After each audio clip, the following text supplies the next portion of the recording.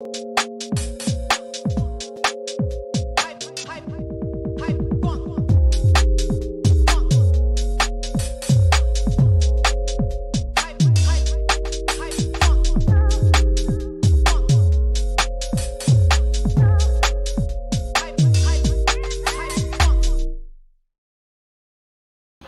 people, welcome back to Never a Foul. It's the day after Boxing Day, where we're going to be discussing everything football coming up today, but also touching on last night's games.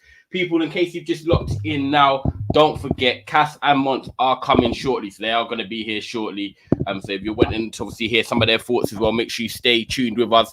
Make sure you smash the like button. Make sure you subscribe to the guys' channels down below in the description. I've got the Aussie Gooner in with me today. I've got Kunle in the building as well. And you know what to do, guys. Run up the likes and subscribe if you're new. But yeah, first of all, Aussie, Merry Christmas. I hope you had a great one with the family and that. On yourself, Kunle. So how you doing, Aussie? Bro, I can't complain, bro. Same to you, huh? I hope you had a wonderful Christmas, man. Hope the family's doing good. You're on a bit of a high now. You know what I mean? Got a bit of smile on now. Yeah, this channel right now is all smiles. Yeah. Late Christmas present. Can't go wrong with them ones, you know what I mean? You take it any which way you can get it, man. It doesn't matter which way it happens as long as you get it, man. I'm doing good, bro. Thank you for asking. Love that. Nah. Brilliant, man. Good to see. Good to hear. Good to see as well. Kunle, yourself, bro. Looking fresh. Oh, yeah, now, my people, it's your dark-skinned man from the motherland. If you didn't know before, today you go understand. Yes, I am good. Dirty December is Dirty December and over here in Lagos. It's crazy every day. I'm not gonna lie, I'm not gonna be upset when all these internationals leave the country because the traffic will slow down. But it's been fun. Enjoy spending time with the family too. Getting ready for West Ham tomorrow, like, get me. We good, man. Big up Ten Hag. Yeah, give this man to the end of the season at the very least. Man. That's what I'm saying. He's earned it. 10 more years. 10 more years. He's starting to believe his own logic now. Couldn't they start to believe his own logic now? End of the season hype. I've always said it, Ty, bro. I've always said, you lot thought I was trolling, bro. Look, at the end of the day, this man, whatever any Man U fan says, he won you lot a trophy and finished third last season, which nobody expected.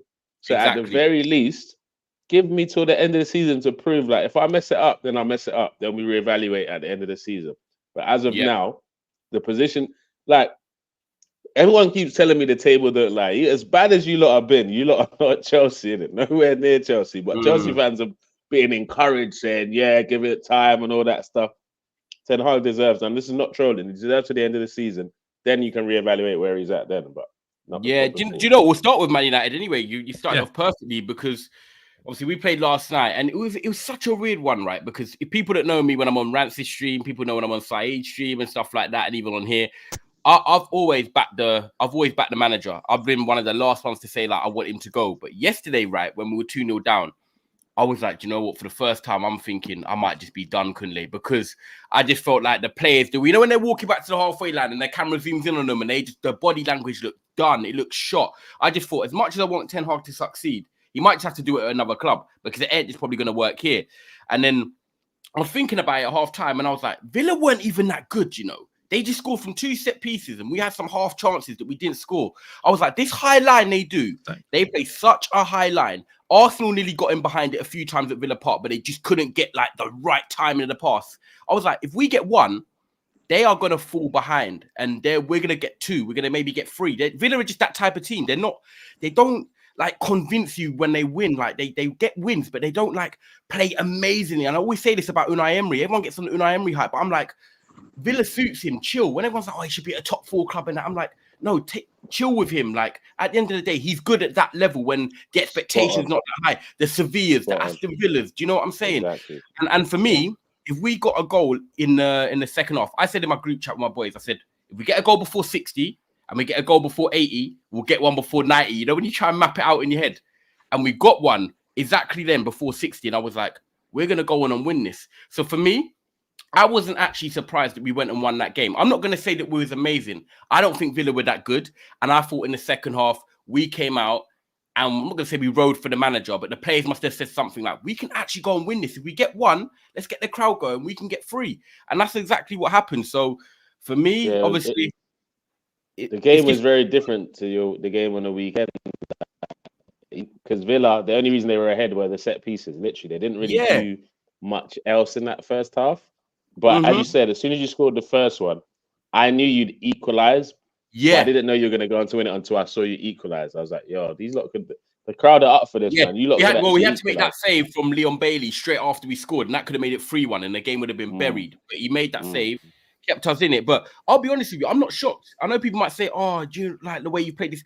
I just feel like sometimes there's styles that make fights, and them not playing a high line against a Marcus Rashford, you know, is going to make that dart every single time.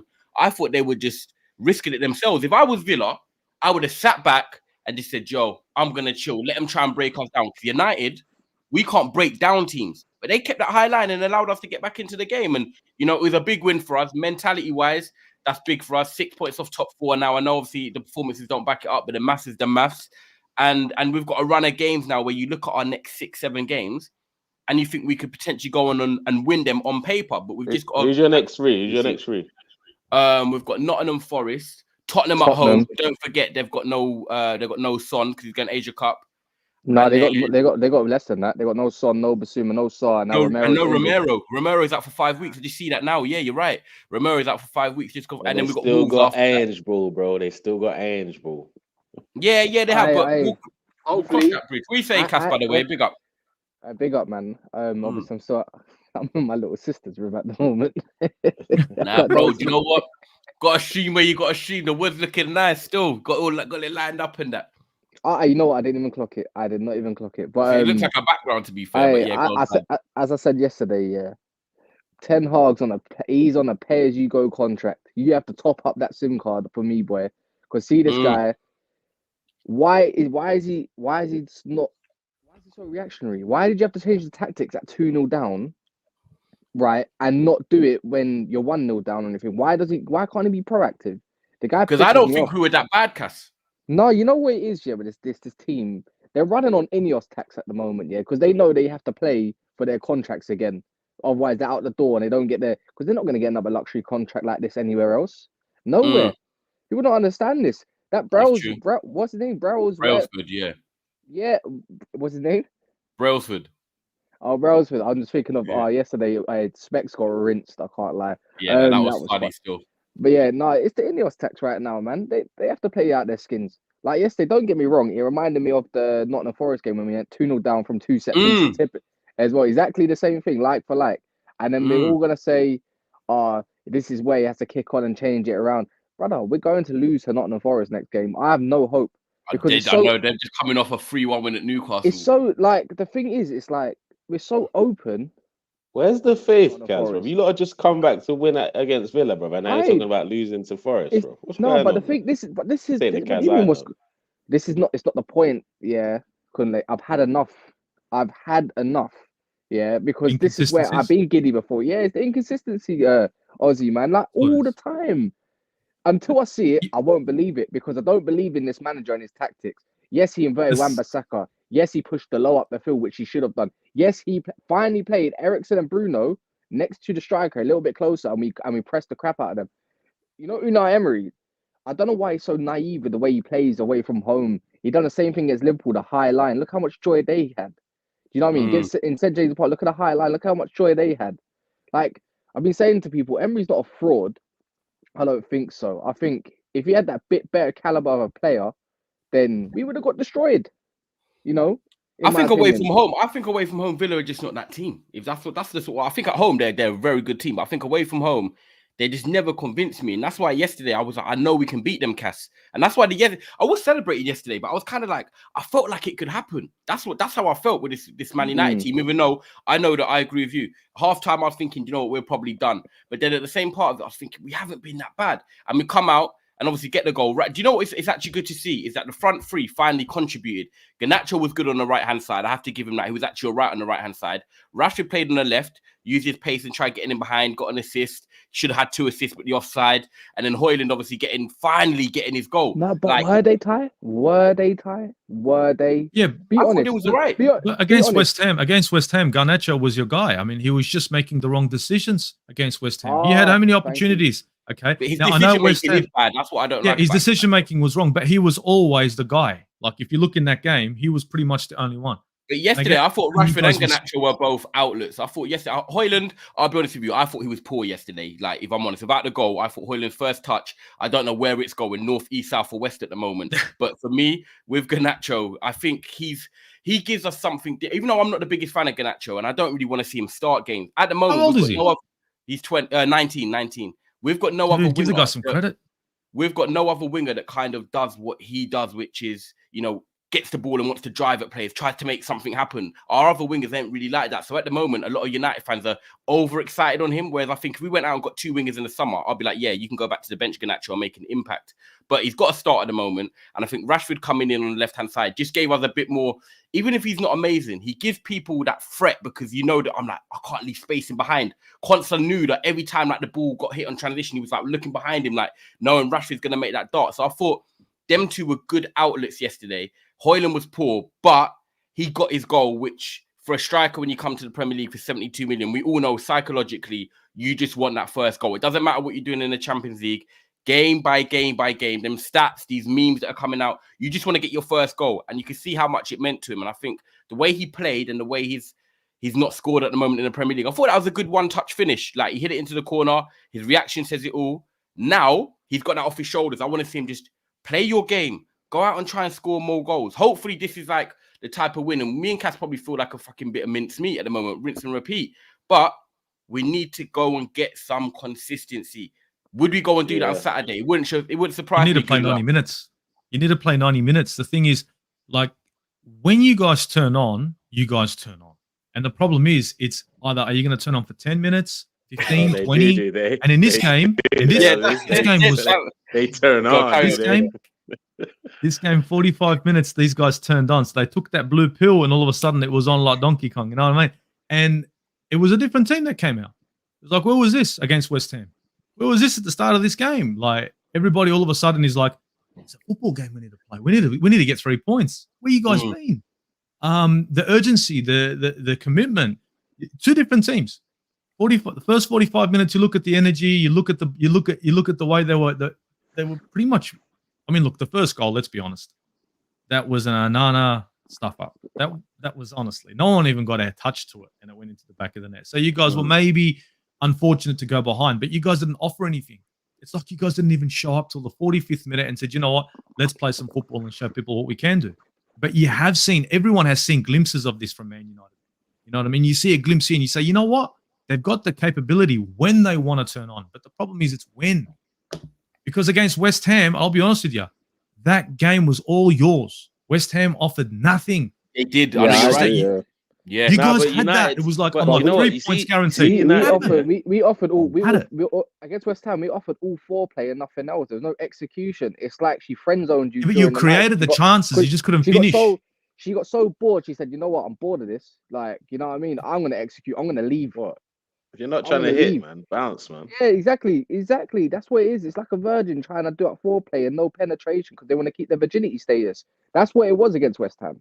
Like, honestly, this team sucks.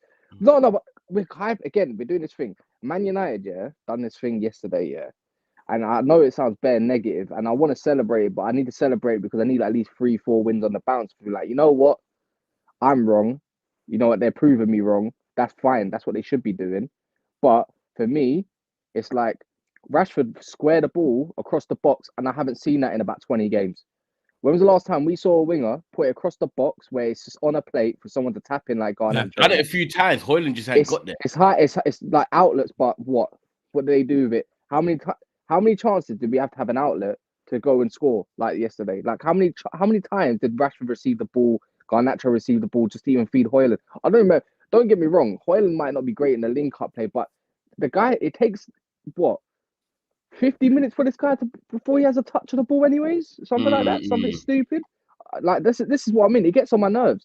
This whole process with Ten Hag pisses me off at the moment because even against Villa, because they played a high line, it was easy to work out because they got nothing to work out. Because what happens when, Forest play a low block because they got Nuno Espirito, whatever his name is, brother, it's going to take a long time to break that down, and they're going to count on Every team has that problem, but Kaz, every team struggles against the low block. every team does. So what makes Yeah, you guys but any different from any other team? Aussie. You see, Come on, United, let's be honest. We've copped third. Come on, man.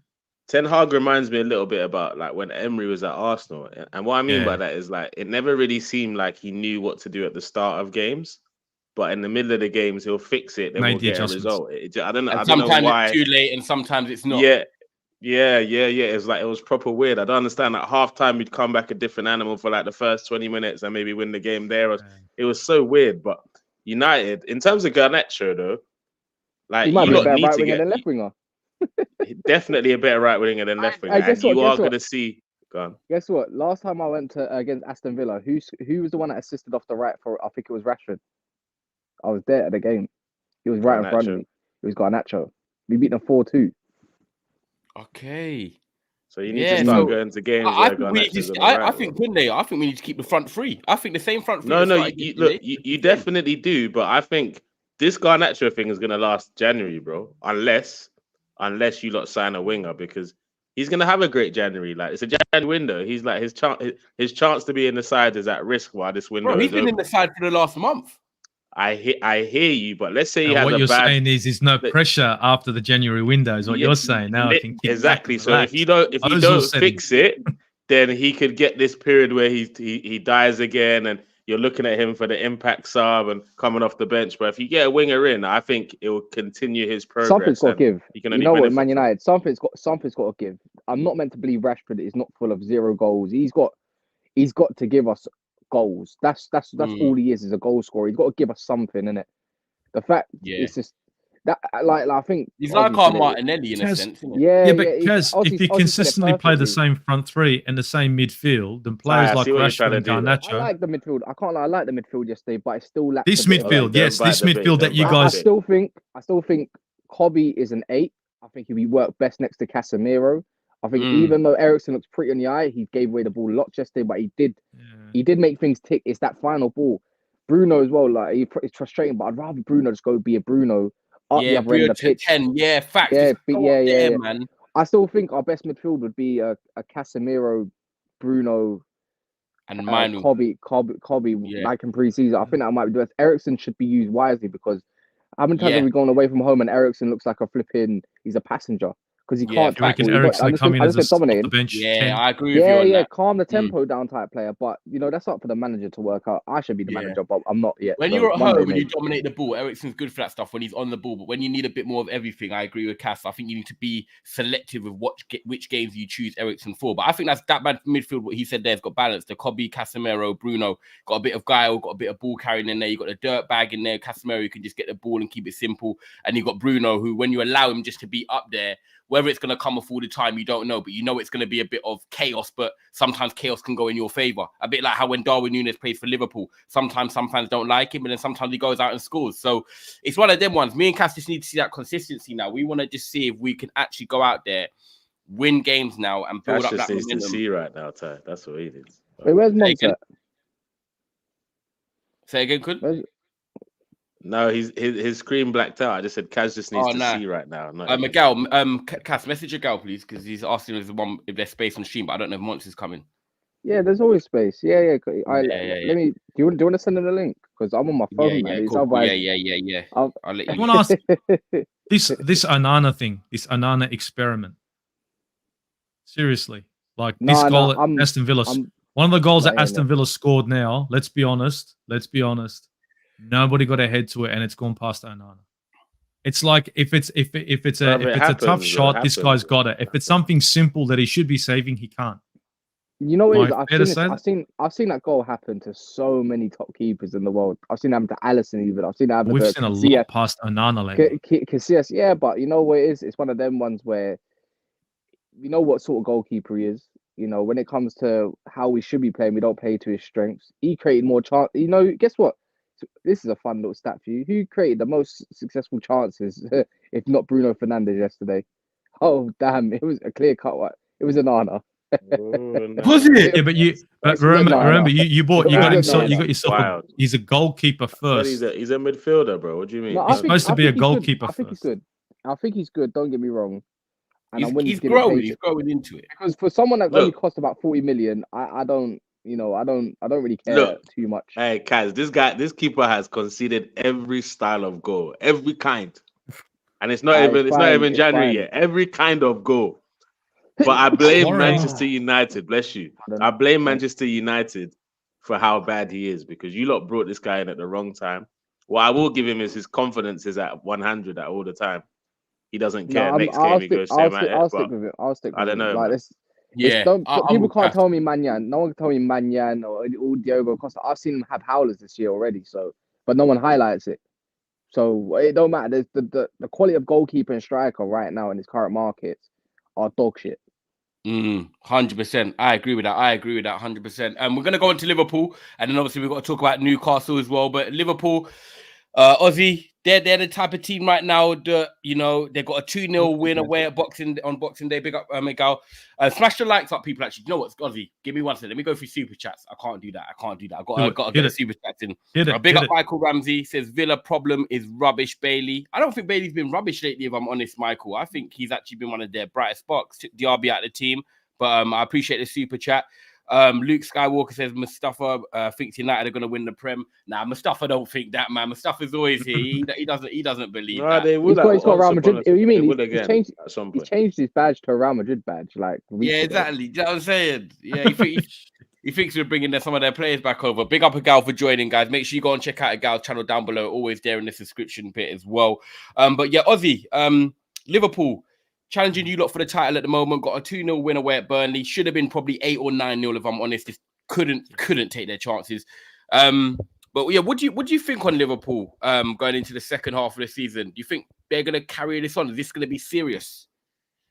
Look, I look at Liverpool right now, and I think they are our number one. Like when it comes to this Premier League, they are our number one challenge. They look like a team that can squeeze out a win out of every game. Dangerous going forward and a little bit better defensively than previous seasons. I think the resurgence of Virgil van Dijk, maybe a little bit, where you think defensively, with no Robertson and Tsimikas now being injured, they'd fall apart. They don't seem phased. They look like they believe. I think for second half of the season, I think they're going to continue. Look, they're going to stumble here and there. That's not to say Arsenal aren't going to stumble themselves. I think the two teams are very similar. We both create a lot of chances. We both waste a lot of chances. And that's our problem. Defensively, both fair and square, I think. If you look at our stats, both teams, we're pretty evenly matched. We've got our chinks in our armor side of the day. I think the two teams up top right now are deservedly so. I think you don't miss a trick though, man. I think you missed a trick there. I think not for you. I think Man City. I don't know if you agree, but like as much as I don't think Man City will win it this year, I think Liverpool, Monsters isn't here in it, but Liverpool haven't beat the traditional top six side yet in the league for one. They've had a couple games at Anfield for two. You know this. Also, when it comes to the weekend, Aston Villa drew as well. When people forget, you lot drew against Liverpool and whatnot, and they got a game in hand, and they got Everton to play tonight. I think Man City getting written off right now is if they win their game in hand, which is who is against. I think it's I don't even think it's even a top side like that. So and Brentford. Well, you never know what you're going to get. With a game in hand isn't a guaranteed 3 points. No, but 3 points is 3 points. Aussie, I hear it, but we said what 2 games in hand last year said exactly the same thing. By the way, just saying. Nobody's writing off City, but. Not writing them off, but look where we are. Did you hear what you just said, Ozzy? But yeah, you go, land. I'll come through. I think what Ozzy did is kind of disingenuous because City probably have the most complete team out of all of our teams. We can all agree there, but they've had their problems.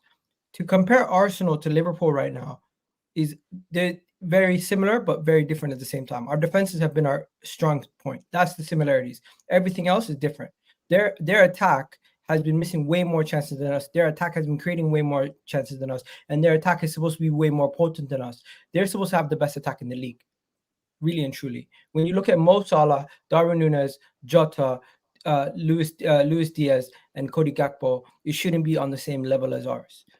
When we go fourth down on the list, fifth down on the list, we're looking at Trossard and Eddie Nketiah, where these guys, they have their players should be performing at a higher level. Their midfield is where their weakness is, where our strength is our midfield. So that's the difference. And I think that's why we're going to be better off. Our strength is our midfield. You go, what? Yeah, our midfield is a lot stronger than theirs. That's why I'm saying Declan Rice. I love when Arsenal fans differ amongst themselves. I know, because I disagree, bro. Rice is carrying our midfield, bro. Exactly. Rice is the best midfield player in the league right now. Yeah, but that's one midfield. Recently, our midfield still looks up to me. That's why our compared to Liverpool's. Yeah, I don't think it's clear. I think there's a debate. Wait. What are we doing? Clear debate. I'm micro-analyzing the difference between Arsenal and Liverpool, and I'm basically saying our midfield is what's going to carry us throughout this season, where they're going to struggle with their midfield battles when it comes down to those kind of games. If we don't sign a midfield in January, then our midfield ain't carrying us nowhere, bro. You do. If Rice gets injured, Thomas Partey is made from toothpicks, man. Yeah, if we don't sign a midfielder, we're fucked, bro. No disrespect to Liverpool, but the most important position in the midfield right now is probably your DM, right? So I'm thinking automatically, Arsenal more secure. If you're more secure that way, Martin Ødegaard. I mean, I don't think Sobozo's on form right now. People are rating Endo now, aren't they? If Liverpool get a DM or just even a capable enough DM, then we can have probably that debate. But right now, I think even Liverpool fans must know that Arsenal's midfield is a lot more balanced and stronger than obviously. I'll give them credit though. I'll give them credit though. There's a smidgen. Even though they don't have a convincing win against any of the major sides, they still continuously find ways to win. They continuously find ways to pick up points. And Jota, Darwin Núñez, and Cody Gakpo are going to have to step it up for them for the next couple of weeks when Mo Salah's gone. And if they can sustain it while he's away, when he comes back, maybe they'll be a serious side. Yeah, no, but I think, but we said this. You know what is tired? Yeah. I think I remember this before. This is why I don't think Mo Salah's. I think there's one player that people forget, that's stepping up to a plate. It's called Harvey Elliott, He is finding really, really good form, right? And he is creating. I would say he's probably being a little bit more creative than Salah in some aspects as well. But them two play really well together. I just find, I don't know what you think about Mons, but Mo Salah, Sadio Mane, they've gone to AFCON before, and they had what's it called, Origi and all that, and they still found a way to win. Jota being back is huge. I remember when they were away, Jota was the one. I remember 1-0. I think it was a 2-0 in there. Jota just Oxlade. Yeah. I don't think there's a problem with Liverpool but if you go look at their fixtures, I think they're fine. He's one of them ones as well, Cass, that he could just score goals. Like Jota doesn't have to play well, but he can always get a goal. I'm not saying he didn't play well yesterday, but exactly. He's got that ability where Diaz is a bit more creative, but he doesn't score enough. Darwin Núñez, don't really know what you're gonna get. Jota, you just know that he will pop up with like that 10 to 15, like if he gets that consistent run. And yesterday, look, he comes off the bench and he's back within 10 minutes, couldn't he? I'm just glad that he came back a week later, brother, because Jota's record against us. Yeah, it's that type of game where yesterday last week we probably real talk. That was the game against you lot, Yeah, innit? But if you saw how I was looking at that bench half-time in Liverpool, I was like, cool, calm, Jota, don't do it, beg, please. Nah, when you're in that Christmas period as well, and the games are coming thick and fast, and you need to rotate, and you need to maybe get them 1-0 wins, like someone was just saying, or Cass was just saying, like Jota's that perfect player for busy fixture periods and that sort of stuff. And once you got him back, and yesterday a convincing 2-0. I said it could have been 7 or 8 if people watched the game. Yeah, I mean, Pete, like there's this narrative that we struggled. I believe we didn't struggle. You dominated. I'll struggle. Give me that. I'll struggle like that every week. You dominated them. Who said you struggled? Yeah, I think people I'd love to like it was. I think they just don't like you, Mons. Look at how you're talking. Yeah, they're just doing your head. You're doing the underdog thing. Don't do that. Yeah, I hate Mons. You dominated Burnley. Bro, I actually hate you now, bro. I think we struggled. I was top, bro. We had the competition yesterday. It was a bit of an unconvincing win. I was told it was a bit of an unconvincing win, and that Burnley did have, and they did. To be fair, Burnley did have a good half an hour. Like it was a period after the VAR goal, the goal got Harvey Elliott's goal got disallowed. I'll be honest, they did wake up in it. They did wake up, and we did give them maybe too many opportunities. Couple little headers over the bar, a little bit, like a better team probably would have equalized. I'm not gonna lie, but a better team would have equalized. But what I would say is that up until the VAR, It was one-way traffic. We weren't seeing nothing from Burnley. It was one-way traffic. They had a few shots from outside the box, and that was about it. So after that maybe 65-minute mark, as I said, the stadium woke up, but Jota come on and done his business. So these type of wins, again, I wouldn't even say. Gal, you were saying about they haven't really had a convincing win against the top side. We beat Villa 3-0 with no response. I made them look very average earlier on in the season. Traditional top six was said. Monts knew exactly what he was saying, Egal. He's trying to think. So your stand up does this shit all the time, bro.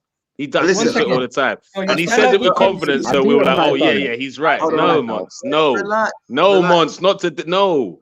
Relax. I didn't know you meant traditional top six, but you did. You did.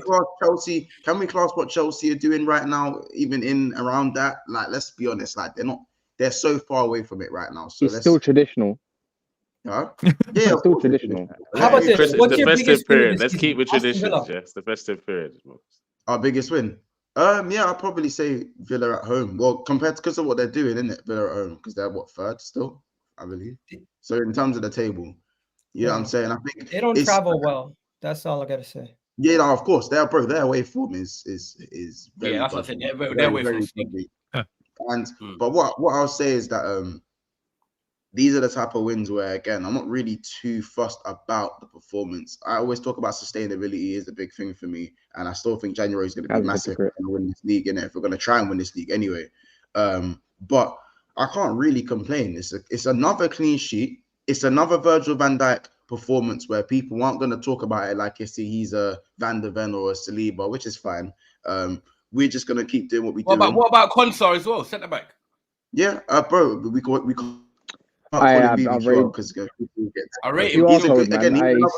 he's another good centre back, bro. Like, listen, our back line, seeing Joe Gomez at left back he's on form, man. I'd rather step over than see him play left back. But he done this thing, innit? He done well.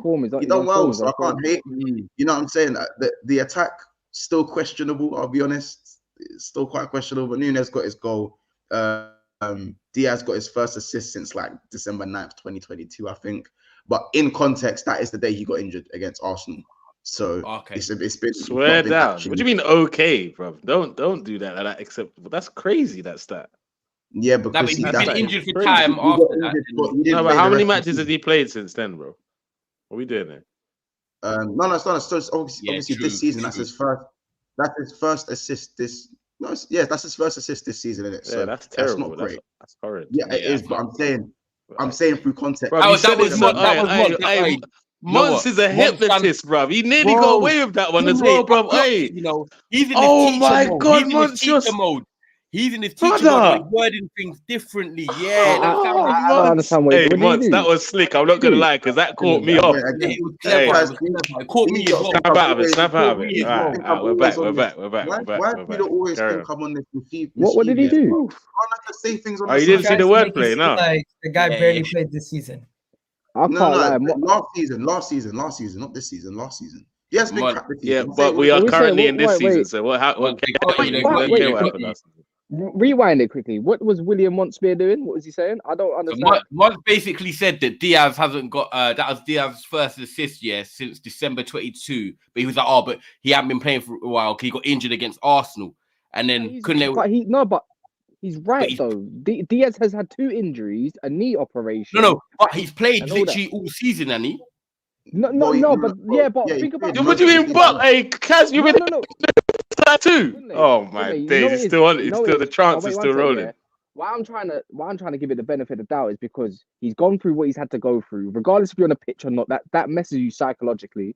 He's had 2 injuries pretty much back to back since, if I remember, it's been since the World Cup where he got injured straight away again. He went out for like 6 to 8 weeks, got another injury, goes out, knee operation, you're out. But look, Hoyden come in, play 15 games, he's getting cooked every week. Yeah, but the difference is his mum and dad didn't get kidnapped. What I'm just trying to say is, okay. Hey, bro, Monts' judge is strong, bro. Monts, your judge is strong. You got Man United fans sticking up. Why are we acting like Luis Diaz is this creative beast that just creates a lot of chances. The guy has gotten 6 assists in his whole Liverpool career in the Premier League. He's effective. He's a proper. That's he's not a his. proper That's winger. not his game. He's a proper. He's a proper winger. Do you want me to be real? I don't think I rate Luis Diaz. This is the truth. This is what I'll say. I rate Luis Diaz, and I think he's still a good player. However, if I think obviously very sorry what happened with his family situation, but talking on the football, I think since his injuries, he has lost a yard of pace. I feel like he doesn't take on his man enough like he used to. When you look at Diaz when he first came in, I feel like that sort of authenticity where you didn't know what he was going to kind of do, that unpredictability, that's kind of gone now. I just feel like even when I watched him against last week when he got subbed off towards the end, I just think Diaz has become a bit predictable, a bit of a plain Jane, and he needs something to get his confidence going again, or have them injuries just taken a half a yard off him that he's just not as effective anymore. And that can happen. I would counter you, and I would just say one thing. That's why he was never an end product guy. Yeah, never. Exactly. He's never been an end product. You see that season at Porto where he that.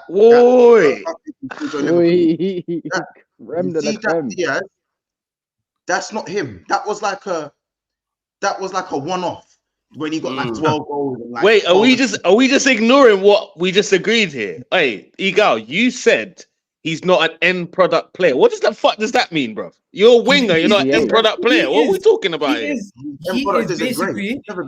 not the guy who's going to get you the goals or the assists. He's going to be the guy who dribbles the ball from deep and causes the team and disrupts the whole back line. Takes players out of play, out of position. He plays in the front three, though. More than likely, he's the pass before the pass. He's never really that's the rubbish, guy. Bro. You're a winger, bro. You're supposed to provide goals and assists, in his whole Liverpool career. 3 years now, bro. Man has like 6 assists. He doesn't even have double-digit goals. Have we got Arsenal fans arguing over Liverpool players? No, but this is the thing. Like, hey, Martinelli has nothing to do with this conversation, Mons. I know you're a bit triggered by it. That's why you have to. No, because it's nothing to do with this discussion. Because you're just chatting. You're just chatting. But bro, at the end of the day, no, I'm not just chatting.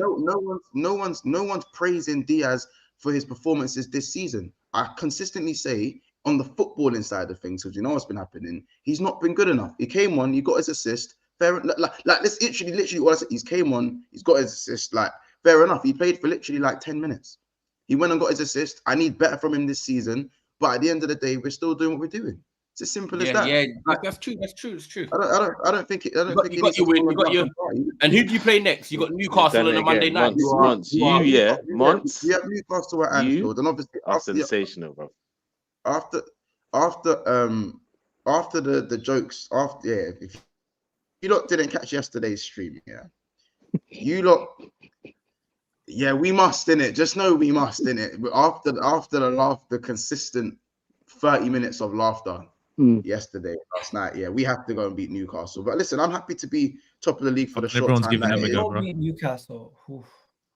Yeah, I think we need to beat them. Obviously, it's at Anfield. Newcastle's assumed the position, bro. Don't worry about it, bro. They're going to assume the position. We take it one game at a time, man. As I said, I feel like it's 3 points. And there's still more performances for me. I think Endo is someone who's slowly impressing me. He's good. Not gonna lie, he's beginning to maybe. Do you know what it is? Maybe it is that again. I think people do think players are robots sometimes, and people expect. I know Endo is come in and hit the ground running like automatically. Yeah, Endo was never good enough to hit the ground running in the first place. I think he's still not good enough to be Liverpool's starting DM. But you can. It's clearly evident that with a run of games, you can just you'll get the flow and you'll get the feeling and you kind of walk into games with a bit more confidence. Do you know what it is, man? You know what it is, man? With the way your players are, just get the ball like Endo and just give it to the my man. And that's what he's doing yesterday. He's breaking up the play. Look at your second goal. Wins the ball back, gives it, kind of gets fouled. You man go and score. Like he doesn't have to do nothing fancy, creative. Just have them man that just do the basics and let the other man do that. Sorry, Cass. You know what it is? He might as well just El Nene, innit? That's it. Yeah, bro. I think he's better than El Neni, but he'll give you consistent. El Neni's not that bad, you know. He's just El Neni's not that bad. El Neni, you know, actually, maybe the injuries. That's why. I say, gives you a couple games, gives you good games, and then when it comes to important kind of moments, ish and all that kind of stuff, he might go missing. He might not look cheerleader. He might not, cheerleader said. That's what Endo is. I'm not trying to be rude about it. But it's true. He's just a second string type fiddle DM. That's what he needs to be. I just don't know what Liverpool or who Liverpool are going to go get in January. But I do know they do get a DM. Then that's a whole nother case to talk about because team. It's the way they transition with Trent right now. Trent, I've been saying it the whole narrative he can't defend. Go look at yesterday, bro. He got trouble, but go look at him defending. He was sound.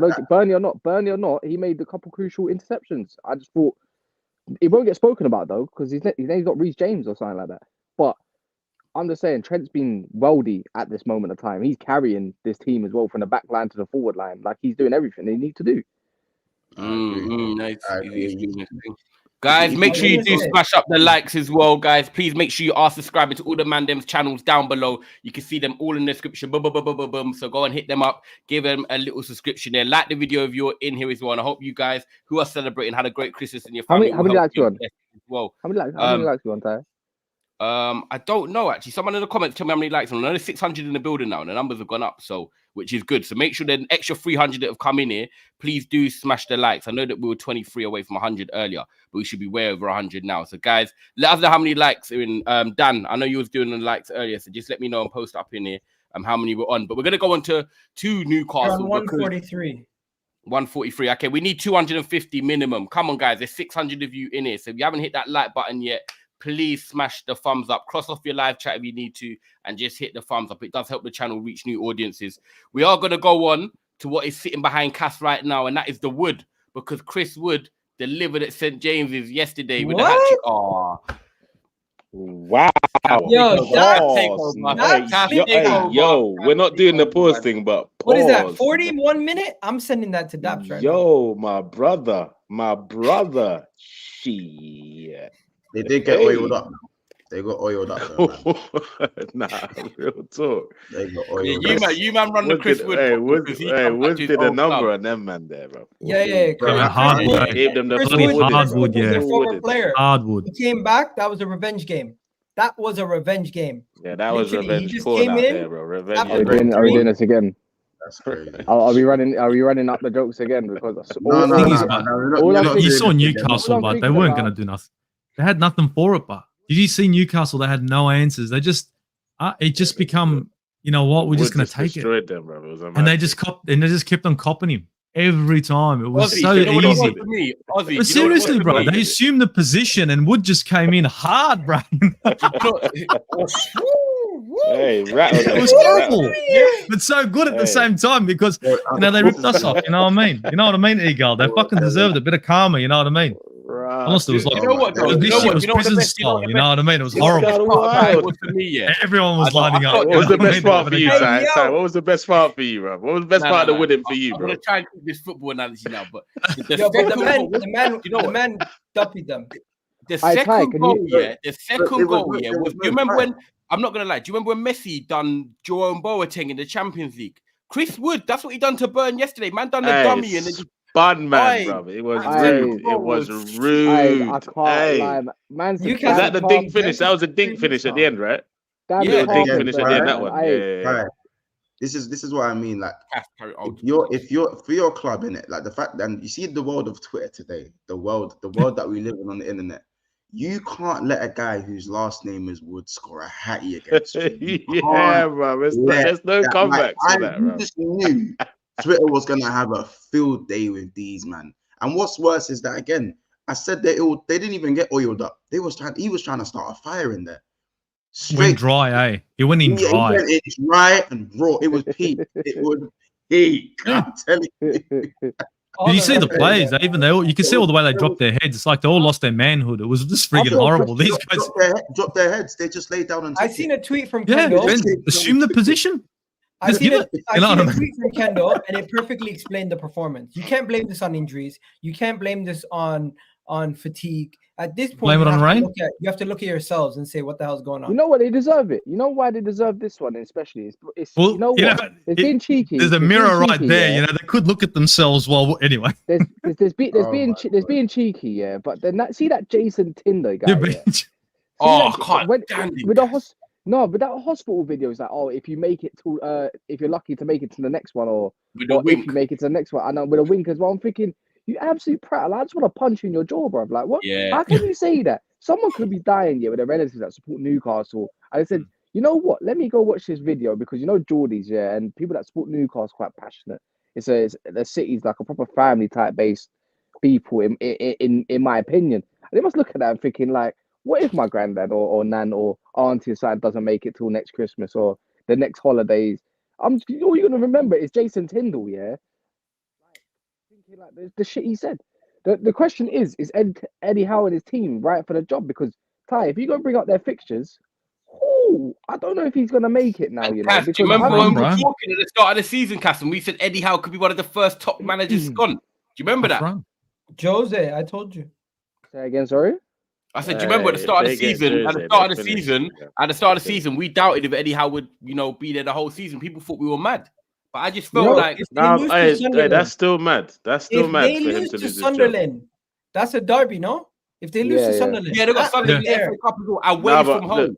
But I said this last season. I said, look, this Champions League might come a year too early for Newcastle. This Champions League might have come a year too early for Newcastle because what will happen this season is the expectation is just going to be crazy. And hard settings, bro. Yeah, and Eddie Howe just put in a situation. No, hold on. Then Eddie Howe was put in a situation where them are questioning his job when we know that he's doing incredible at what he's doing at Newcastle. Obviously, you got man like Specs saying stuff like, City, Arsenal, Liverpool, watch out and stuff, and he's regretting those words now because if you're gonna come with that chat, then we're gonna analyze you a little bit differently. But Newcastle, it was always gonna happen. You know, it's the first bump in the road, though. This is the thing now, Gal. Managers have got to be able to get, when it's high and you're winning games and everything, and your home form is good, and you're getting into Champions League, and it is pretty and it's good to see for Newcastle. But this is the first real bump in the road for Eddie Howe. If you can praise him through all the highs, you've got to be able to surely support him through this difficult period. You can't just jump the gun. I'm not saying the manager's going to get sacked or anything like that, but if he lost the next 2 or 3, you will get some restless fans that are like, he's taken us as far as he can go now. Surely he should get time to get him out of this. But let me tell you guys, I just looked at their fixtures. They play Man City in the league. They play Aston Villa away. Ooh. Then they play Luton at home. That's after the Liverpool game. All right, Kaz, until the Luton game, which is February 3rd, they could start off the year pretty bad. 4 losses potentially. I don't know about what you man are saying, but I don't think he's been helped by. Yeah, sorry man, I'm still a bit ill. I don't think he's been helped by the transfer window, and I don't think the club's helped him as much as they could. The Tonali thing, the injuries. I think but I don't think he's helped himself with some of his team selections, like leaving out Lewis Hall sometimes as well, like overplaying Trippier. I remember even once saying it time ago, overplaying this guy is just going to kill him due to his age. I know he's your captain. I don't know, man. Carpet Burns playing at centre-back's not it. Their midfield, they're relying on a 17, 18-year-old who is a baller, to be fair, but you can't just play him week in, week out and expect the most.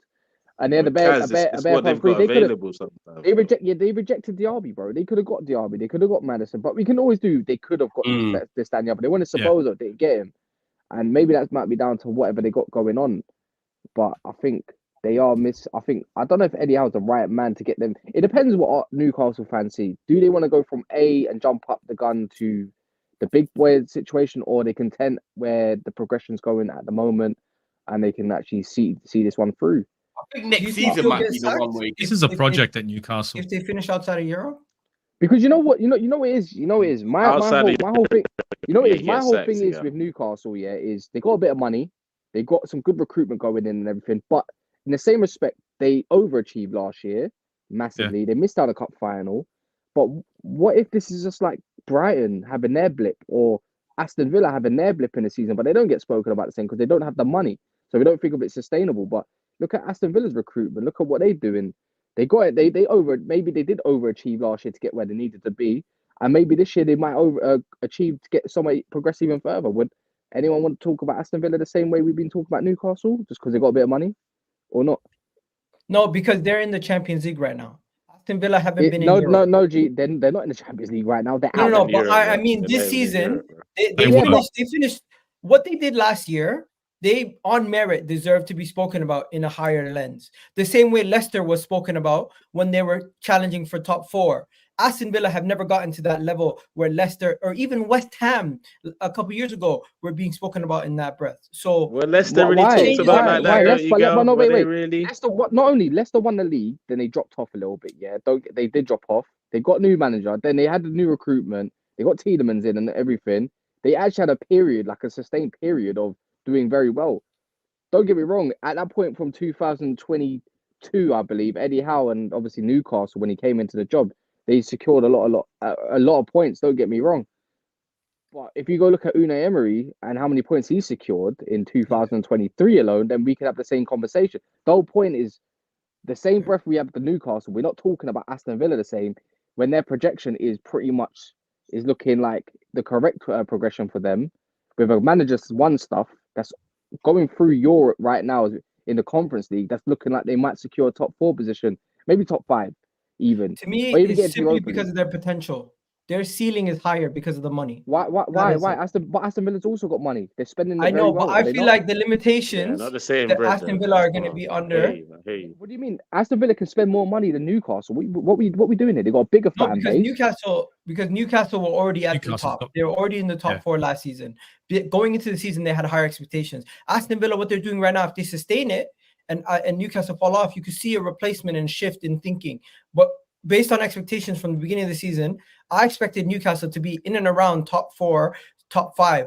For them to be outside of that come the end of the season would be a disappointment. For Aston Villa to be even in 6th position would be progression or the same around where they were last year. I don't understand. I just don't understand. I think Aston Villa got a better squad. Definitely more better than Newcastle's squad. Anyways, I think that's evident to see. But that's hindsight. They spent money. No, it's not hindsight. I think Villa's squad is better. No, but that's nobody was saying Villa were going to finish above. Exactly. Villa were going to finish above Newcastle this season. No one was saying that. I had Newcastle to finish 6th though, and Villa about 7th. I think within them one position. I don't think you're further highlighting my points. I knew Newcastle would drop. You probably had Chelsea finishing above both of them. Ultimately, I didn't. Go check my predictions. I had Chelsea 8th. How about that? No, but I'm just saying what our predictions are at the beginning of the season. That's what I'm basing it on. I'm basing it on expectations from the start of the season. Expectations start of the season were not for Aston Villa to be going for top 4. That was no, it wasn't. 100%. I agree with you. But they're doing what Newcastle did last year. Wait. Yeah, exactly. Ty's going to say it's the same thing for Newcastle done last year. No one expected Newcastle to get top 4 last year, and obviously they did. Villa, I didn't expect them to get top 4 this year. Obviously, at the moment, they're very competitive and competing for it, and I respect it. It'll be interesting to see what they can then do if they do get top 4 and then back it up. But I agree with what Kunle said, because in regards to Newcastle, it's the fact that because last year for me, I said top 10. This year was the year I thought they'll break into Europe, not top 4, and then year after this would be top 4. But they've actually exceeded expectations by skipping it from step 1 to step 3. So then the expectations rise. Now, if Newcastle all of a sudden finish 6th, people are going to say that's a backward step, that's failure. For me, they are actually going to be where they should be, because actually, for me, they shouldn't be even getting top 4 again this season. But because you get it last year, all of a sudden it's like, oh, you have to achieve it again. No, you don't. That's not always the way. But sometimes I look at Eddie Howe's starting 11 here, and I think, how is this man? Bro. Like I even think like you got. I'm like, what's going on here, bro? It's mad. The real talk, None of the top 6 are taking Lewis Smiley or Longstaff in their starting 11. So you're bang on right. There's one way that he gets potentially replaced. If some big name manager becomes available and the ownership can persuade him into coming into the job. The only way they're going to get rid of Eddie Howe is if they have somebody of bigger stature willing to take the job. That's the only thing I see. Yeah, let's see what happens. I think it's early on at the moment, but Newcastle, you have got some big games coming up. And like you did say, Gal, the FA Cup game against Sunderland as well, the fans will not want to lose that. We're gonna touch on Chelsea before we wrap up, guys. It's been a great stream. Ty, let me just chime in on that one. I didn't really agree on something. I know they're overachieving, but the way the certain players have been hyped up and talked about, I don't want to hear it. Like, which ones? Like Botman or who? Before Trippier's stink fest of these last month and a half, he was spoken about like the most consistent right back there's been. Sven Botman's been one of the apparently one best of the defense in the league. Yeah, best. Keep speaking on that Trippier one once. You're being too generous on the Trippier one. Keep speaking on it. No, listen, I'll leave that to you. I'll leave that to you because I have Trent. It's always going to seem like I'm doing the right back thing. So I'll leave the Trippier thing to you. I'll keep that one short and sweet. And you know what I'm saying? Wood didn't say that to them, by the way. But all I'm saying is that sorry, slip of the tongue. I didn't say that. Anyway, my point is that I just feel like we're overdoing it with the underdog thing for Newcastle because they, no matter what team they put out, they still have a specific style of play. Isak is still a very, very good player. I think any of the top 6 will have Isak and probably utilize him a bit better as well. Facts, like, yeah. I understand for me, Almiron's dead, and you've got obviously the 2 guys in midfield, but Bruno Guimaraes and Tonali are Champions League midfielders, bro. I know what's happened to Tonali, he's a mad thing, but he is an established baller. Yeah. AC Milan. I think we're talking on who's available right now, though. Yeah. He's established in Bet365 as well. Like, look, when it comes to availability, a lot of teams are struggling right now. Look at Spurs. You know what I'm saying? A lot of teams are struggling with availability. So, you know, it's just that they're not equipped to deal with it like, per se, the rest of us probably are, which is understandable. I'm not saying they need to finish top 4, but again, they've always one game a week to me in terms of how good they can be. But I'm still impressed with what they've done. I think Eddie Howe has absolutely done an amazing job for them. And I feel like a lot of top managers would have struggled with this squad, in my opinion. You know what it is though, Monts? In the next few games that they do have in the Prem, maybe even 4, they could see themselves looking outside the top 10. And then we're going to have to be cussing the same breath that we have for all the top teams. Top 10's wild. That's bad. No. They would see themselves out. So go look at the tables where they are. Look at the teams that are in and around at the moment. With Chelsea got a game in hand at this moment of time and everything. In 3 games, they got Liverpool, Man City, Aston Villa away. And I believe they got another hard fixture after that as well. I might be wrong on that part. Oh, right. In 4 games, then we're having another conversation. This is how deep. If Brighton beat Spurs, they're 9th. Yeah, you're right. I'm just saying, or Tottenham run away with it even more. The whole point is that we want to talk about top 7. They want to talk it's not even me being disingenuous to Newcastle, as in the fans or anything like that. But the thing is, you want to talk about top 7. You want to talk about, like, remember we're talking about top 7 replacing the top 6. If you want to play like the big boys and you want to act like it, you have to hold the corner as well, because we all get smoke every week. You think what are they meant to be? What is it? Is it GCSE to B-Tech all of a sudden? Like, do we have to lower the level to B-Tech levels just because they're Newcastle and they're little Newcastle? Are we going to start treating them every time when Daps and the co all say little City, are we going to start saying little Newcastle and all that kind of stuff? No, we're not, bro. We have to treat them the same way. It has to be the way it has to be, and we have to judge them accordingly. Because otherwise, we might as well talk about Brighton and as I said, Aston Villa in the same breath. It's that they are doing a good job. I think Eddie Howe is the man. I think they've been unfortunate, but right now they're getting smoked. They are going to get smoked even more, and we'll have another conversation at the end of January. Yeah, fair, guys. Perfect way to say smash up the like button, people. Make sure you are subscribing to the channel if you're new. We're nearly at 18k. Also, check out Big Six Bands, Aussie Gooner, Tunnel TV, Gal's channel down below in the description as well. They're always there for every show. So if you don't know, then please make sure you get to know. We're going to wrap it up shortly, but we're going to talk on Chelsea because they play tonight against Crystal Palace. No Raheem Sterling, no Cole Palmer for FPL. Wait, why? Jesse. Suspension for Cole Palmer. Suspensions. Yeah, yellow cards. Yeah. Wait, Sterling's out as well? Yeah, he got a yellow card for diving. Yeah, at the end of the game. So, They have Madueke now. They're okay. Yeah, Madueke, Nkunku. This is Nkunku time. But Palace, he's gonna flick it on, bro. Palace for me, turning up with Michael Elise back and Eze got come back last week. So, you know, I'm just saying timing can be a mad thing, and sometimes Palace might just turn up to the bridge and do something tonight. Monts, what we saying? Does anybody see a Chelsea win? Forget about Palace doing something. It's not about timing, bro. The moons don't need to align. Anyone can beat Chelsea. Does anybody see a Chelsea win? That's what I want to know. Brother, all I see is the narrative of Elise. They wanted him in summer, and he dunks on their heads. Elise and Eze back, innit? Yeah, Elise and Eze. I don't know why you're painting this as Crystal Palace are underdogs. I think they're favorites. They're not. So do I. I swear Palace finished above them last season. Or am I tripping? Chelsea again. They did, right? Yeah. I'm gonna scroll down to find Chelsea now. What, 12th, 11th? Hey, Gallagher left Palace to lower his career expectations. These are the exact type of teams Chelsea hate to play against. A team that counterattack, are set up well defensively and resolute, and the midfield's full of dogs that are just gonna fight you for 90 minutes and battle you. This is a situation that is Chelsea are going to be rudely awakened. We're going to have Johnny Minerals yelling, "This is not Chelsea!" after 90 minutes. I'm telling you. We've got XL bully off the ball. Hey, exactly. But don't XL bully off the ball.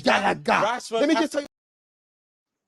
You said rude awakening. What? Nobody's seen what's been going on lately. They're going to be awakened after this game. That's what I'm saying. This whole season has been shit. Come on, bro. Last season, this season, they're going to see it now. I saw something. Big up Ozzy, man. Apparently, Poch has got apparently, Poch has got 6 games to save his job. Apparently, that's what I saw. Nah, bro, we can't do that. We have to keep him in. Poch is safe, bro. Poch is safe. Unless they're getting Enrique next, keep Poch in. If you don't meet Palace now, sack it. I would sack him. You know, I'm not joking. Nah, bro, you can't sack him, bro. How are you gonna sack him, bro? You gotta give him a chance to express himself. He's world class, season, bro. What do you mean? Just like the players, world class. He's good with the youth. Them, you get me? If you're the owners, would you sack him? I can't lie. I'll keep the same breath for Ten Hag. Ten Hag would have been gone after that Bournemouth game. So yes, at Chelsea Football Club, I don't think Poch is that guy. I'll be real. I don't think he's that guy. But he's the guy for the youth, them apparently.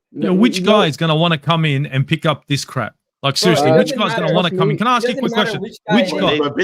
Yeah, but think of it this way: which guy wants to come to this sinking ship? Right? Because I remember this Chelsea. That's the wrong approach. I think that's the wrong approach. It's not about which guy. Bro, if they offered you the Chelsea job, wouldn't you go? Hell yeah, I'd have fun with it. Exactly. So that's why money day, money plenty. What you say? That is some diamond encrusted shit. Okay, I'll come to you after. With the money Chelsea has spent in the transfer market, that is diamond encrusted in that shit. Because I'll be real, a lot of managers would want that budget and to build their squad. My only thing with Chelsea is what budget have they got left? How much have they already spent? How much can they possibly recoup? They got players on 10-year contracts. Are you doubting Burnley finding more loopholes to spend money, bro? You think they're done?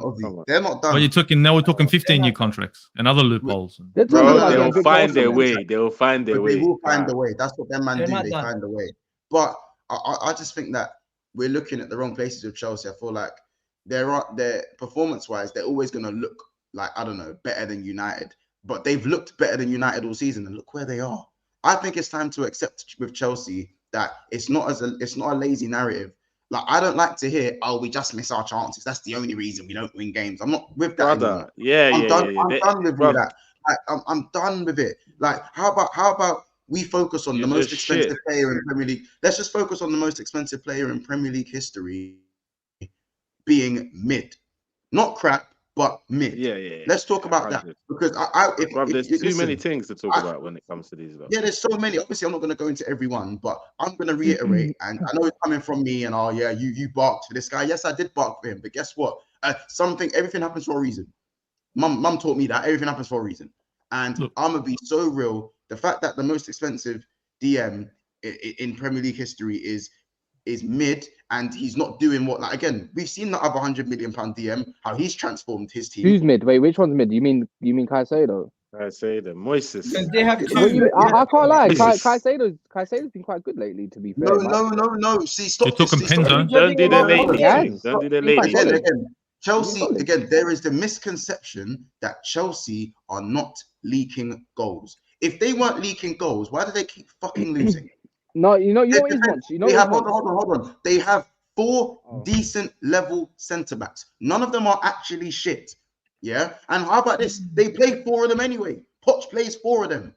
And on top of that, if you have a accomplished 6 who has Premier League experience in front of them, why am I seeing every single game leaky affairs in that midfield? Let me tell you.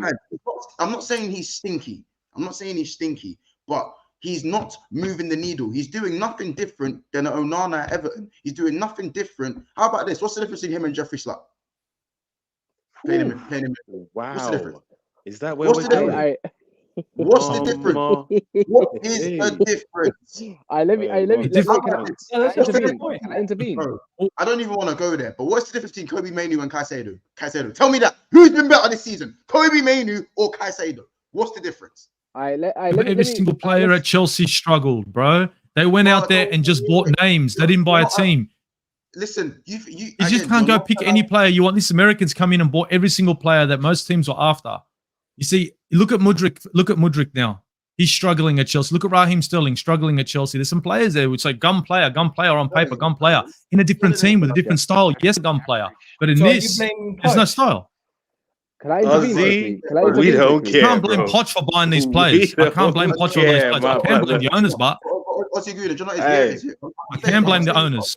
Not Poch. Poch has walked into this shit. No, wait, Ozzy. They told us, the Chelsea fans told us, we don't need to do a rebuild like you, man. We can speed it up in one window. They told us this. Don't you remember when they were telling us this? That we can speed it all up. And now they're looking for sympathy, bro. No sympathy for these brothers. Can I intervene? Can I intervene slightly? Yeah, because if we want to talk about this on a football basis and a football head kind of thing, is with Chelsea, it's look, Poch is playing a centre back at left back, a centre back at right back. He's tried all sorts of midfields. Don't get me wrong. And they are leaking goals, but you got to see the way how they leak the goals. It's typically towards the end of the game, right? And the thing is, it's because they don't kill off a game quick enough, and that changes everything. Like if you used to score 2 quick fire goals, or even a quick fire goal, or even be up an instant 2-1, all of a sudden Chelsea can now have the luxury of counter attacking, and there'll be more gaps to be opened up. And I think we've seen that as well when it's come to in some of the bigger games. So I don't think their defense is bad. I just don't think their attacks helped out anything. Caicedo, for me, has actually been quite one of the solid ones. He just can't do it by himself. So it's like attack is your form of defense in a way. They're shit, and bro. Chelsea is shit. That's the bottom line, bro. For me, the whole point is the bottom line of this. I know I hear it, but at the same time, the last pick of the straw for obviously for me with Pochettino is hoping that Nkunku works out to get these goals, and he's already scored a goal. He must. He must. By the way, he must. I need like 5 man of the match in the next 10 games. The way these Chelsea fans.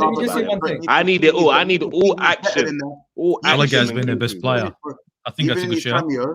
Yeah, even in his little cameo, you can tell he's special. By the way, like he is special in it. Like they've hit the they hit the belly with him in it. I'm not gonna lie. Bro, they did well signing him. They got him from Leipzig. Everyone knew how good of a player he is. But one thing I'm going to say, let's stop talking about individuals on Chelsea's team, because that's what they are. That's all we can talk about, Egal. That's all we can talk about when it comes to Chelsea. They're not a team.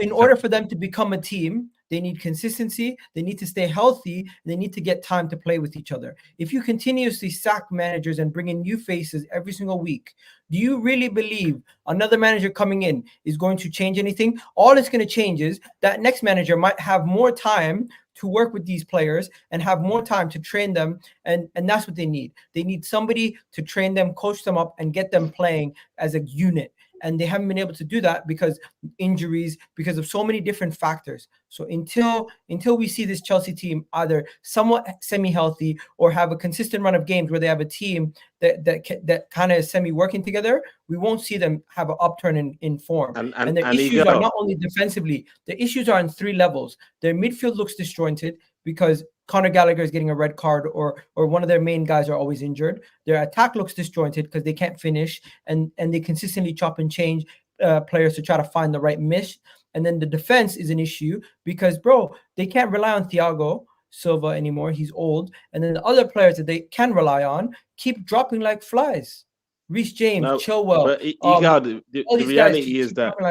So there's many excuses for Chelsea.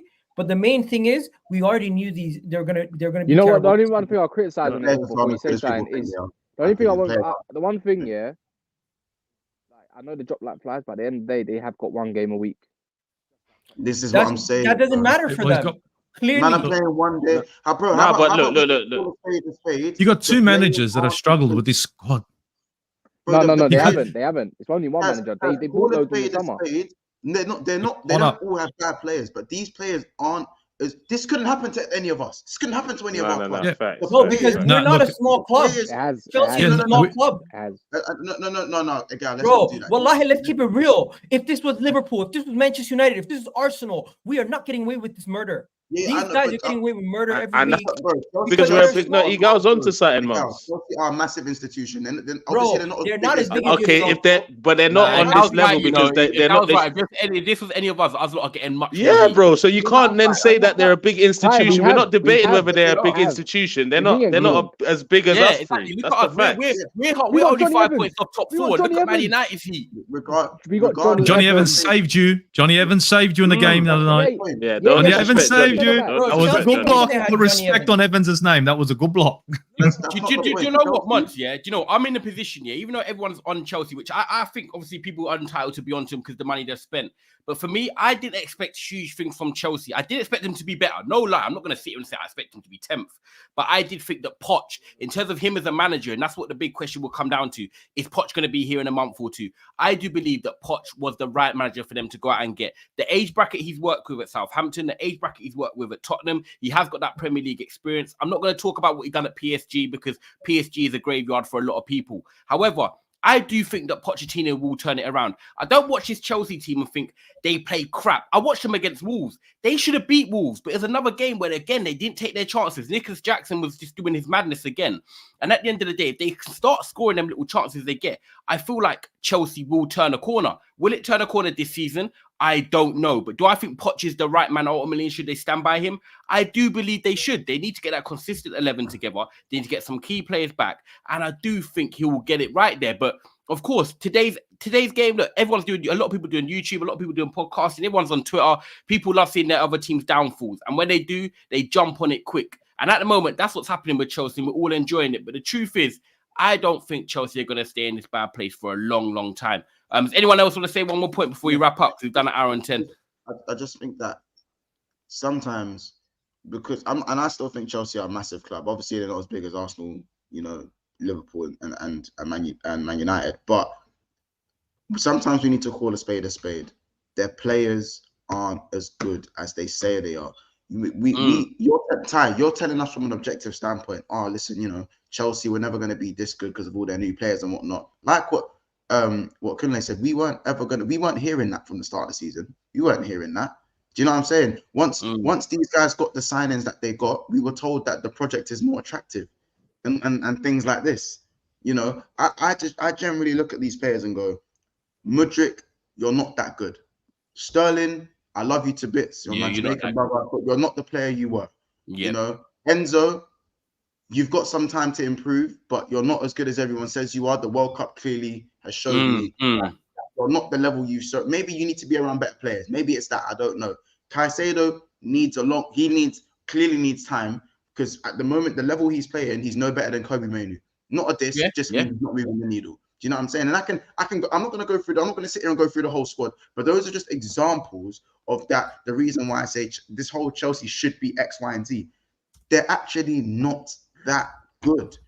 You know what I'm saying? If you're generally good enough, then you don't need excuses at every single corner. But they're stuck with these players, Monts. This is the problem. That they're stuck with these. It's not even. And I know, and that's why I said they will get better with. They'll get better with time. But how much better are they actually gonna get? Because that's fair. They keep asking for more signings. They're not asking for time. They want more signings. The worst thing that could happen is more signings. But Mons. So this is why I said. I'm with you. I think they're not that good. I generally think like they've had these players for a while now. They're not that good. They just need to improve and try and gradually get better. Because at the moment, you know what? I seen a tweet the other day, and I think it's very valid in this argument right here. I don't think it's clubs of our stature's job to be signing players and starting them as mainstay starters and also developing them at the same time. Leave that to Bournemouth and these other clubs. That's what the tweet was saying. And I fully agree with Jackson and a bunch of these players that they have in that Chelsea side are developmental players. They're signed. They almost have. You only meant to have one or two. You only meant to have one or two development. They have an 11, and how many of those players are inexperienced at the top level for how many years? Like, I mean, it worked out for you. For you. What? Guys, you look how young your squad is. Erdegaard, Saliba. No, but bro, you have to have a mixture. You have to have a mixture. They need more experience. But you had no experience. Where was your? Yeah, but the thing is, what? We didn't have experience. But the thing is, where was your experience? We didn't have much. We didn't have. Bro, we had throughout the whole time. of our rebuild, we always had experienced players throughout the side. It's just our younger players were the ones that were carrying. But your manager, the manager made the decisions on the players. Who made the decision on these players? I want to ask that question. You see, we're talking about experience. When we're talking about a team getting built, you've got a manager who comes in. He's got an idea. He wants to paint a pretty picture. He knows which players he wants at certain times. You know, maybe he's going to have a Chelsea where he goes, here's an open checkbook and do what you want. But in this case, Chelsea Football Club, who made the signings? Can anyone answer that? Because it wasn't Potter, it wasn't Tuchel, and it surely wasn't Pochettino. So now we talk about, how come Arsenal didn't have any experience? They didn't need it. They had a manager who knew what he wanted to do. Pochettino's come in. He's got a whole bunch of players here that aren't his players. They do have a whole bunch of individuals. Exactly. And you were right on this, Egal. You said they got a whole bunch of individuals. I said the same thing. They're not bad players. They are just not suited together at the moment. Pochettino needs time. But then if you a lot of these players might be dead wood. And you can't tell me Newcastle, right? Newcastle on paper right now have a better squad on paper than Chelsea. They don't. Eddie Howe has got a tune out of that team, right? Pochettino's having a hard time. I don't disagree with you on the signings part as well, because the problem is that the fact that they're on these long contracts, and if teams are looking at signing some of these players and they're not performing, because look at the way they are now. Like Mont said, they are not performing in Gal, so they're individual. If Poch wants his players in, they're probably going to have to sell to then try and get some of Poch's players in. But who's actually going to take these players, which is the problem? If they're over, and who made this decision? And they're getting top 4 and they're winning trophies, teams are going to want them players. So yeah, Poch can say, do you know what? Some of these players I don't actually want, so we'll sell some of them because clubs are actually interested. But clubs are not going to be interested because they're not performing and they're on these big contracts and they're going to want big money. So he's going to have to find a way to adapt his methods to try and fit some of these players into that, because he isn't going to get the time to get his players in. And that's why he's chopping and changing so much. The boring answer is Poch could lose the next 3 games, get sacked, bring in a new manager. They still have the same issues. Yeah, exactly. I don't think so. I don't think so. I think. Cass, I'll let you have your last day and then we'll wrap up. Steve Bruce. Play. You know what it is? I don't think so. I refuse to believe it. I think a manager, just because it didn't work for one manager, another one, you can't chop and change it until it works, because it will work eventually. You're playing, as I said, you're playing centre backs at full back, and you're playing players like Gallagher in a deep line playmaking position, and so forth and so forth. That's the difference. That's the difference. Play the players in a correct position. It's like Ten Hag, like, oh my day, all of a sudden you just play Bruno in a 10 all of a sudden in his actual position, and you play Rashford at the left and whatever. Wait, that's what you get. You get a result. You know what? Yeah, we're going to wrap it up now. Yeah, but the perfect question I want to just leave it with us is go around the clocks quickly. Gal, I'll start with you. What is your score prediction for tonight, Chelsea Palace? I feel like this one is a bit of a head scratcher. 1-0 Palace. Wow. Okay, Ozzy. 2-0 Palace. Yo, Cass, go on. Well, but you know what? You can't write off Eze and that. Yeah. It's not going to be easy, bro. Come on. 2-2. 2-2. Okay. Months. What are you saying? You're on mute. That's pretty much what Chelsea are going to bring to the game. Yeah, no, my bad. I think Palace at 15th, man. Like, come on. They're us. They got Chelsea are crap, but they're not. How crap? The question is how crap are they? Are they away from home? No, they're Stamford Bridge. They're Stamford Bridge. I'm gonna go 2-1 Chelsea. I can't lie. No Sterling and no Palmer is a bit crazy. Yeah, Nkunku, this is your day. Do you know what? If I want to see Nkunku and Lavia, to be fair, so if I see those two, Chelsea will.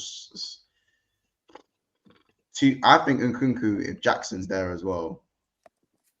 3-1 Chelsea. The preseason link up. Who's it? Quick one. Mudryk. We have to be Mudryk. Nkunku, maybe. Madueke and Jackson. 3-1 Chelsea.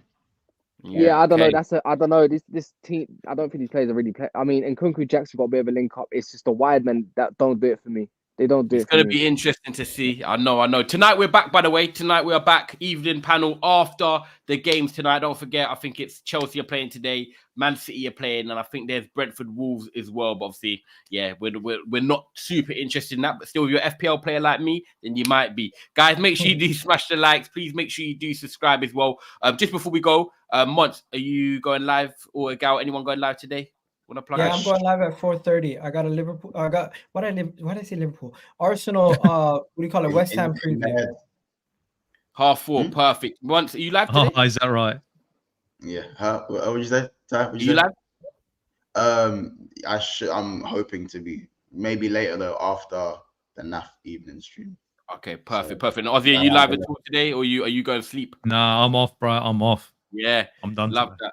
Now, no worries, man. Guys, make sure you smash a like on your way out. Please make sure you subscribe as well. Leave a comment if you want to, and we'll be back tonight with the evening panel. Chelsea, you must.